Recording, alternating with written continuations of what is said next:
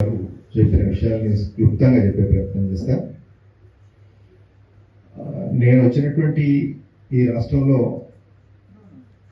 మానవ హక్కుల ఉల్లంఘన గురించి మాట్లాడటం నాకు చాలా ఇబ్బందికరంగా ఉన్నది. మీలో చాలామంది ఐచ్ఛికంగా మానవ హక్కుల రంగంలో పనిచేయడానికి వచ్చినట్టు వ్యక్తులుగా ముందు ఇది మాట్లాడడం ఇంకా ఇబ్బందికరంగా ఉన్నది. అయినప్పటికీ గొంతు లేని వాళ్లకు గొంతు ఇవ్వటం, అక్కడ జరుగుతున్నటువంటి విషయాలను మన ముందు ఉంచటం, మీ ముందు ఉంచటం, వాటికి ఒక ప్రాధాన్యత కల్పించటం ఒక కర్తవ్యంగా భావించి మేము ఈ పని చేస్తూ ఉన్నాము. ప్రభుత్వం ఒక కాల పరిమితిలో మావోయిస్టులను నిర్మూలించాలన్నటువంటి ఒక భారీ అమానవీయమైనటువంటి లక్ష్యంతో పనిచేస్తూ ఉన్నది.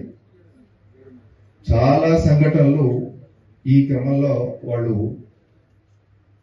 చేస్తున్నటువంటి మానవ హననం అనండి, హక్కుల ఉల్లంఘన అనండి, అవి మనకు తెలియకుండానే చాలా మటుకు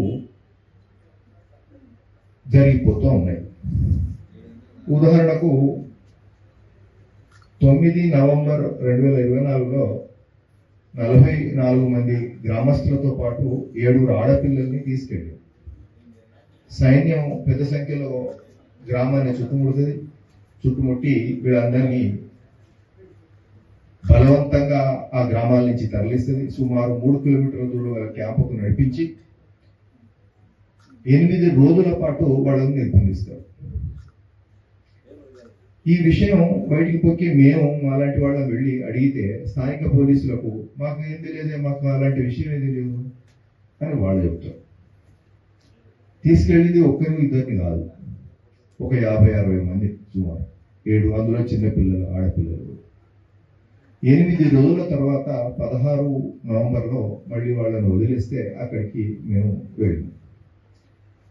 వాళ్ళు ఏం చెప్తారంటే ఈ 8 రోజుల పాటు చిన్నపిల్లలు, గ్రామస్తులందరినీ అక్కడ ఉన్నటువంటి సైన్యం వాళ్ళ ఇళ్లలో ప్రతి పని చేయించుకుంటారు, బాత్రూములు కడిగించడంతో సహా ఎవరివారు. ఇది చాలా దయనీయమైనటువంటి విషయం. ఇలాంటి దారుణమైనటువంటి మానవ హక్కుల ఉల్లంఘనలు మనకు చాలాసార్లు రిపోర్టే కావు. మామూలుగా మనం చట్టం దృష్టితో ఆలోచిస్తే ఆర్టికల్ 22(1) ప్రకారం ఇన్ఫార్మ్ చేయకుండా నిర్బంధించవద్దు, 23(1) ప్రకారం బలవంతంగా పనిచేయించుకోవద్దు, ఇట్లా చెప్పుకుంటూ పోతే వందలాది ఉల్లంఘనలు ఈ ప్రతిరోజు ఛత్తీస్గఢ్లో జరుగుతున్నాయి.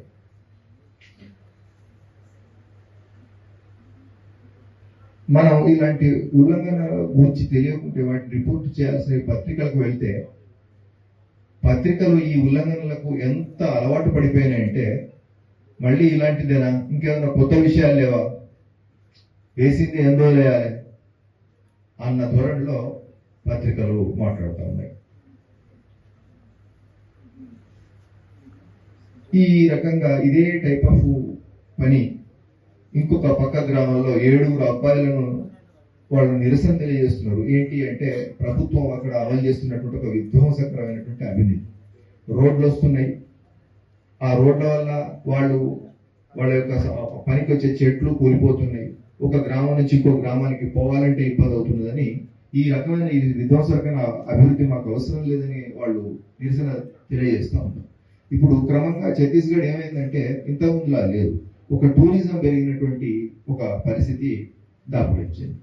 ఆ అభివృద్ధిని మా సంస్కృతిని పాడు చేస్తున్నాయని ఈ ఒక 7 అబ్బాయిలు నిరసన తెలియజేస్తుంటే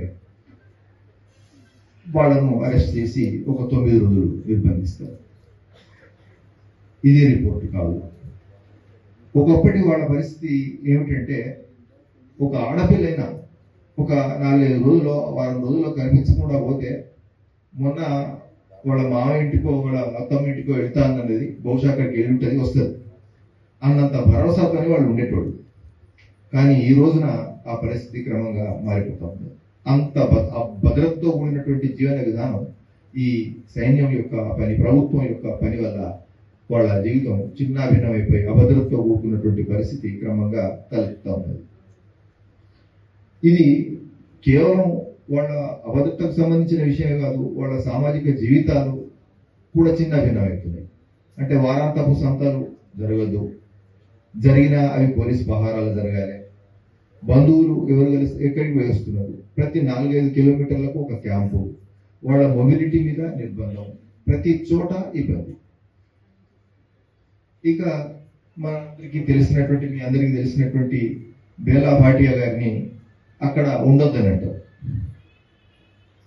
మీలాంటి వ్యక్తులు ఇక్కడ సరిపోరు, ఇక్కడ ఉండడానికి వీల్లేదు, మీరు జగదల్పూర్లో ఆవిడ ఉంటారు అంటే ఆవిడ ఏమన్నది, రాజ్యాంగం ప్రకారం నేను ఎక్కడైనా ఉండొచ్చు అని గట్టిగా అనడం వల్ల ఆమె నేను ఏమనగలిగాను. అలాంటి పరిస్థితుల్లో ఇప్పుడు ఛత్తీస్గఢ్ ఉంది. ఇలాంటి ఈ దుర్భరమైన స్థితి నుంచి మనల్ని మనం బయటపడేసుకోవాలనుకున్నటువంటి కొంతమంది ఇప్పుడిప్పుడే ప్రభుత్వ స్కూళ్లలో చదువుకుంటున్నటువంటి పిల్లలు ఒక సంఘాన్ని ఏర్పాటు చేసుకున్నారు, మూలవాసి బచావో మంచ్ అని. ఈ విధ్వంసకరమైన అభివృద్ధిని వాళ్ళు ప్రశ్నిస్తా ఉన్నారు.